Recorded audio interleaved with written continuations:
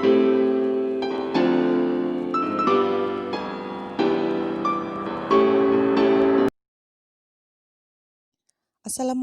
warahmatullahi wabarakatuh.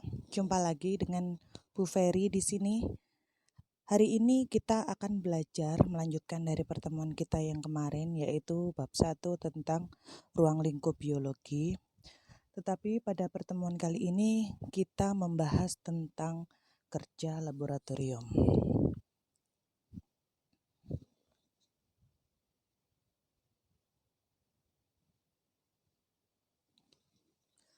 Pengamatan di laboratorium berkaitan dengan kegiatan percobaan atau eksperimen. Melakukan eksperimen di dalam laboratorium sangat menarik dan menyenangkan, tetapi juga dapat membahayakan. Oleh karena itu, sebelum melakukan percobaan atau praktikum, harus benar-benar memahami dan mampu memperlakukan alat dan bahan secara aman sehingga tidak terjadi kecelakaan di laboratorium. Untuk itu, kita perlu mematuhi tata tertib yang ada di laboratorium. Yang pertama, kita menggunakan jas laboratorium. Seperti dari gambar yang ada di sebelah kanan. Jas laboratorium ini digunakan sebagai alat pelindung diri dari kontak langsung bahan kimia. Yang kedua, kita tidak boleh minum dan makan di laboratorium. Yang ketiga, diusahakan membuang sampah harus pada tempat yang sudah tersedia. Terutama kalau sampah-sampah itu adalah sampah-sampah bahan-bahan kimia.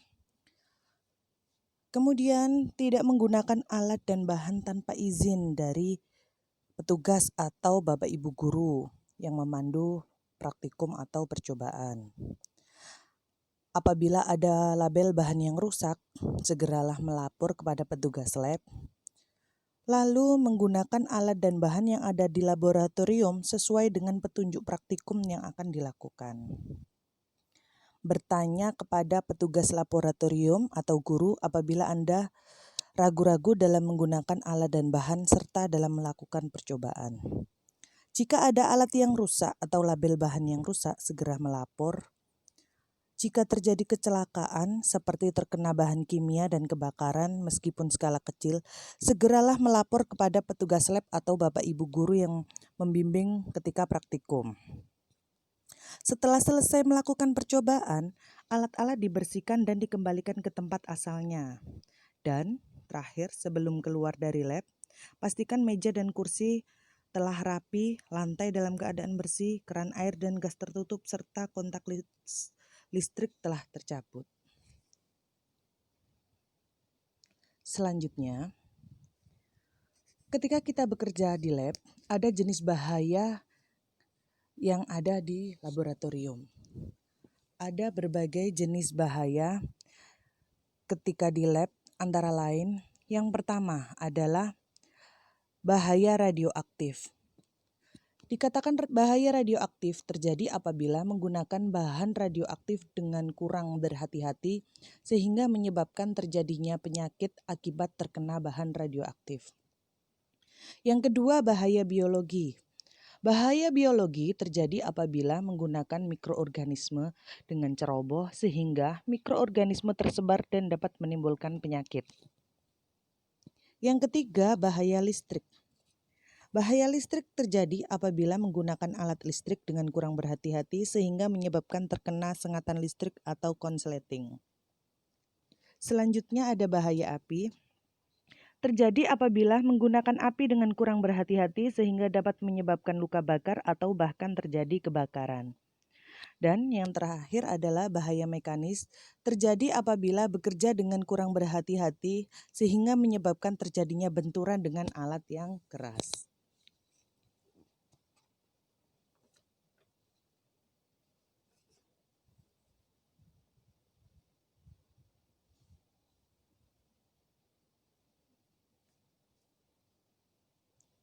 Dalam bekerja di lab, kita juga harus mengenal simbol-simbol keselamatan.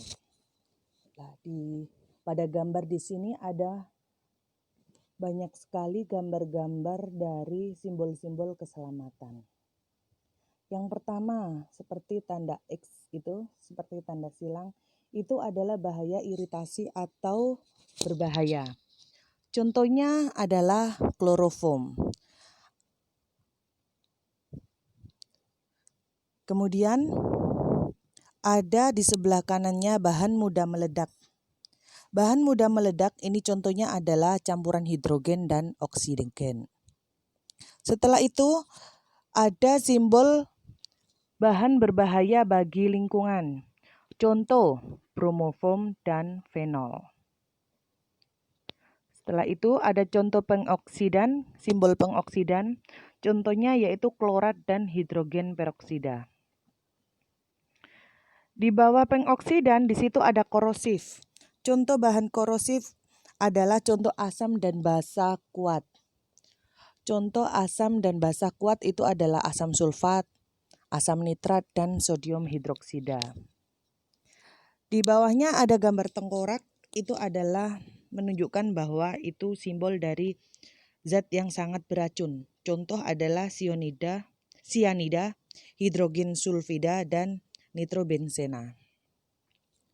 Di sebelah kiri itu adalah simbol dari biohazard. Contohnya adalah mikroorganisme dan virus. Di atasnya lagi sama di situ bahan beracun atau toksik. Contohnya merkuri dan sianida.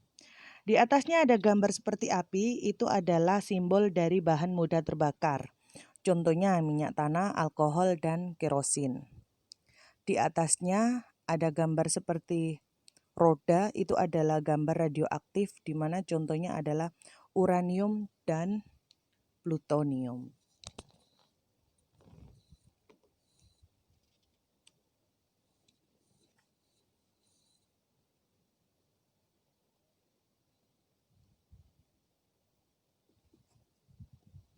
Selanjutnya, di sini adalah bagaimana karena kita sering melakukan pengamatan dengan mikroorganisme dan pengamatan terhadap makhluk hidup yang kecil-kecil, maka kita perlu menggunakan alat bantuan yang disebut dengan mikroskop.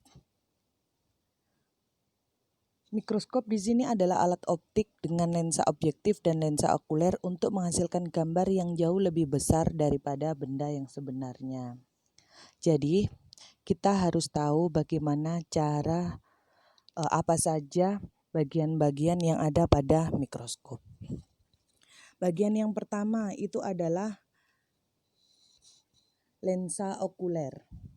Di sini lensa okuler itu adalah lensa yang letaknya dekat dengan mata pengamat yang berfungsi untuk memperbesar bayangan yang diamati. Sisi berikutnya adalah tabung mikroskop yang berfungsi untuk menghubungkan antara lensa okuler dan lensa objektif.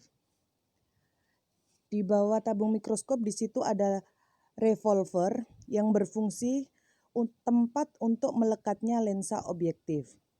Revolver ini dapat diputar untuk mengganti perbesaran lensa objektif. Selanjutnya ada lensa objektif. Di situ lensa yang diletakkan dekat dengan objek pengamatan untuk memperbesar bayangan objek. Selanjutnya ada penjepit objek, yaitu berfungsi untuk menjepit objek yang akan diamati agar tidak mudah bergeser. Lalu ada cermin di bawah itu. Di sini cermin berfungsi untuk memantulkan cahaya ke objek pengamatan. Lalu di bawah sendiri ada kaki mikroskop, di situ berfungsi sebagai penyangga mikroskop. Sekarang pada alat yang sebelah kiri, di situ ada yang disebut dengan pemutar kasar atau makrometer, yang berfungsi untuk mengatur fokus untuk memperoleh bayangan objek yang akan diamati. Di bawahnya ada lengan mikroskop, berfungsi sebagai pegangan mikroskop pada saat membawa mikroskop. Setelah itu di bawahnya ada mikrometer atau pemutar halus yang berfungsi untuk mengatur fokus untuk memperjelas bayangan yang telah diperoleh. Lalu ada meja objek, berfungsi untuk meletakkan objek yang akan diamati. Di bagian tengah meja terdapat lubang untuk melewatkan cahaya. Cahaya tadi didapat dari cermin. Dan yang terakhir, di situ ada diafragma yang berfungsi untuk mengatur intensitas cahaya yang dipantulkan oleh cermin menuju ke mata. Nah, setelah kita mengenal bagian-bagian dari mikroskop, maka kita harus tahu cara menggunakan mikroskop. Yang pertama, bagaimana cara membawa mikroskop dengan benar, yaitu tangan kanan memegang lengan mikroskop, sedangkan tangan kiri menyangga di bagian bawah kaki mikroskop. Setelah itu, meletakkan mikroskop di tempat yang datar, tidak boleh di tempat yang miring.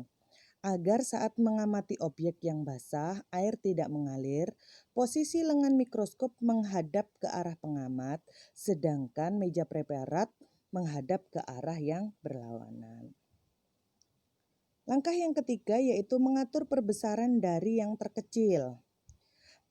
Perbesaran bayangan benda yang diamati diperoleh dari perkalian perbesaran lensa okuler dengan perbesaran lensa objektif. Selanjutnya, memasang preparat dengan menaikkan tabung menggunakan makrometer sehingga lensa objektif tidak menempel dengan meja preparat. Setelah itu mengatur pencahayaan dengan membuka diafragma dan mengatur arah cermin, hindari cahaya matahari langsung mengenai cermin. Lalu, mengamati objek dengan hati-hati untuk menghindari pecahnya preparat. Setelah itu, mengambil preparat dan memindahkannya ke tempat lain secara hati-hati setelah pengamatan selesai. Dan yang terakhir, membersihkan bagian yang kotor pada lensa mikroskop menggunakan kain flanel dengan gerakan melingkar dan tekanan yang lemah, memasang kembali plastik penutup mikroskop dan memindahkannya ke lemari penyimpanan mikroskop.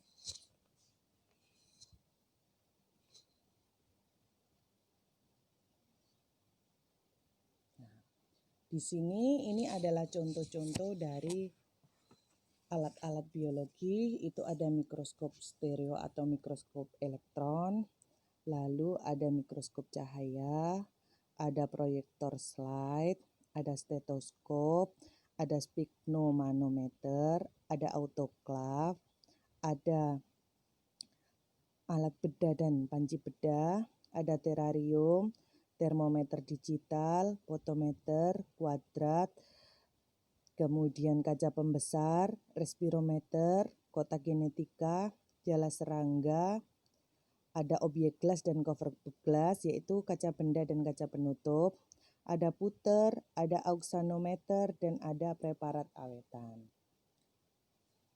Demikian adalah materi tentang kerja laboratorium. Tetap semangat belajar. Saya akhiri. Wabillahi wal taufiq wal hidayah. Wassalamualaikum warahmatullahi wabarakatuh.